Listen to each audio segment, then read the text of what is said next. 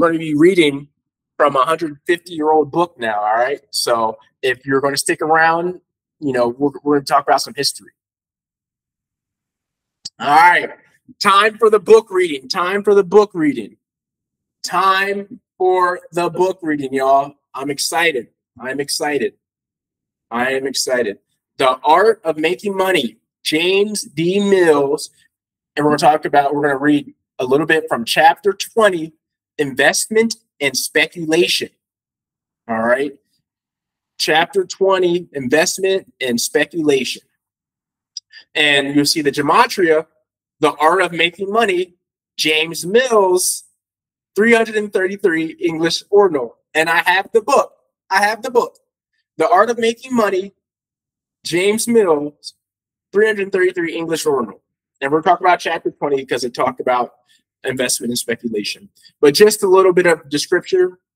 The postbellum genre of success literature for the go-ahead generation of young men offered familiar celebrations of Republican manliness and hard work, albeit unwittingly recognizing the importance of luck as much as pluck. James D. Mills' The Art of Making Money provides sober introductions to topics such as business ethics and the nature of credit and the promises of the art of making money in every American's grasp. Success is not the effect of accident or of chance. Mills claims, but the result of the intelligent application of certain fixed principles to the affairs of everyday life. He therefore proposes to instruct the reader in the correct application of true business principles to the opportunities which are within the reach of all. Although he recognizes the necessity of putting idle capital to work, he warns against speculation as merely another form of gambling and gives a detailed account of the operations of the gold room on Wall Street as if he were an ethologist reporting on exotic tribes. So we're getting right into it. We're speculators. We're investors. The gold room of Wall Street. This book's 152 years old, 1872. Really great shape. Really great shape. I bought this from a live stream auction a couple weeks back. With another couple books. I got it for a great price.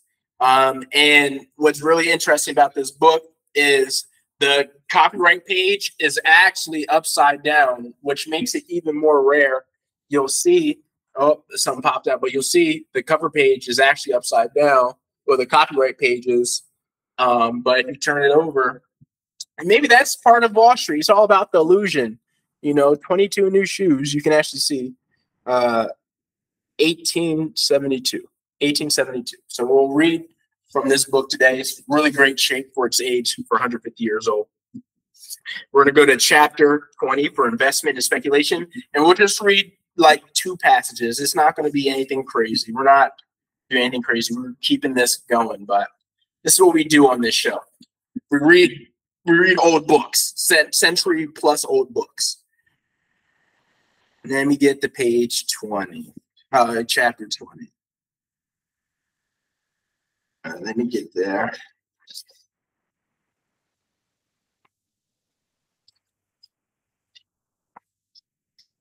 Gotta be careful.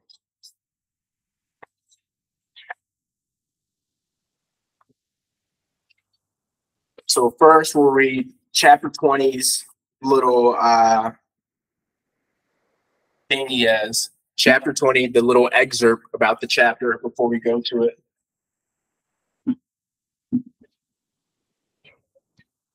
Oh, it slips, keeps slipping now. All right, chapter 20, investment and speculation. The investment of surplus capital. It should be so placed as to be fully and readily available and invested in a good marketable security. Definition of the terms fixed capital and floating capital. Surplus capital should always be invested in floating securities. Say that one more time. Surplus capital should always be invested in floating securities. Stock market that float. Great precaution necessary in the choice of securities, many even of the floating being worse than worthless. There's a lot of worthless stocks out here today, just as they were 150 years ago. Great precaution necessary in the choice of securities, many even of the quote unquote floating being worse than worthless. So just because a stock is on the market doesn't mean it's worth anything. Keep that in mind. And that still happens today.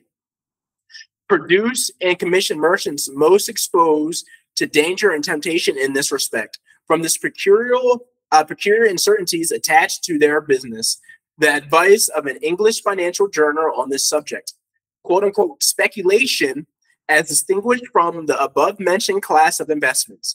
Definition of the word, quote unquote, speculation as compared with ordinary trading transactions is hazardous, uncertain character.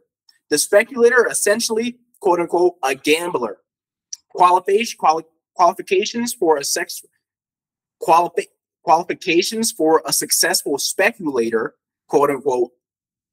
The chances for and against the success of a young speculator in the quote unquote market as compared with an ordinary trading venture. The inevitable penalty of dabbling in the troubled waters of speculation, which is the stock market in New York, stock and share market, Dr. Smith's revelations of 20 years of Wall Street. I want to see if I can get that book. Living instances of the evil effects of stock jobbing on the mental and physical systems selected from various well-known habitudes of Wall Street. Opinion of an eminent Boston merchant as to the relative merits of trade and speculation. The summing up of the case, trade versus speculation, the verdict. All right, so that was the excerpt from chapter 20, but we're going to actually read a page. All right, we're not just going to read that. We're going to read a page. Let me get there. Got to be careful.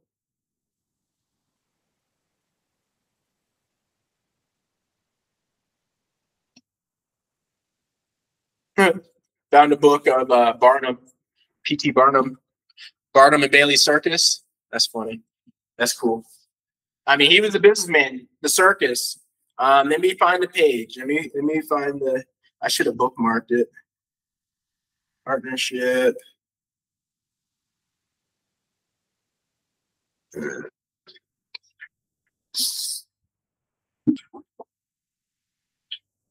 I'm gonna find it. I'm gonna find it. Got it. I'm gonna put a bookmark there too. Chat. We're gonna read the first page. Chapter 20. Chapter 20. 251. Page 251. Chapter 20. 251.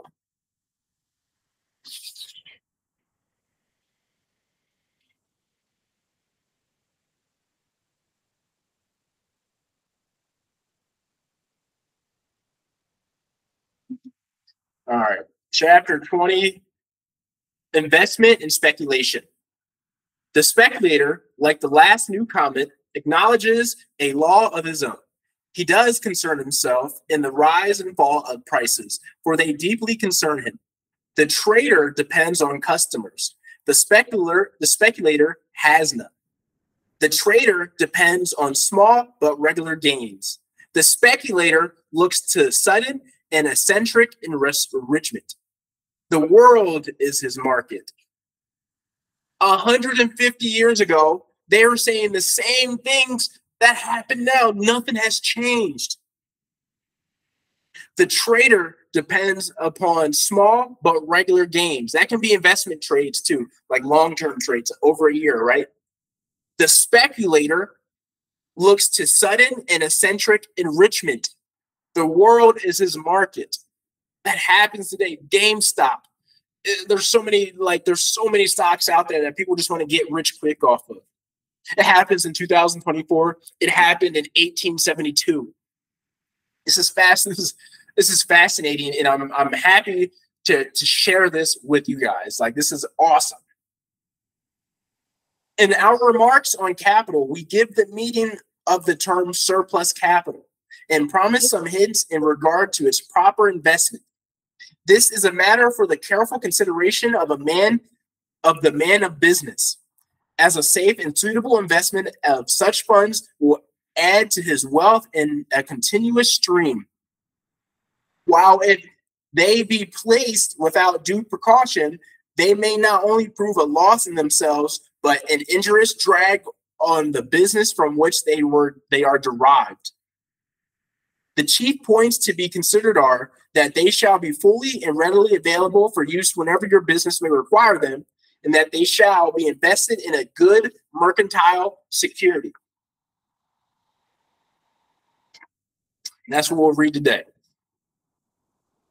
Chapter 20, page 251, investment and speculation. The art of money making, how to get rich, James E. Mills, 1872. Auction. So there's that. Now he's talking about surplus capital. So now let's get into the greatest allocator of surplus capital ever.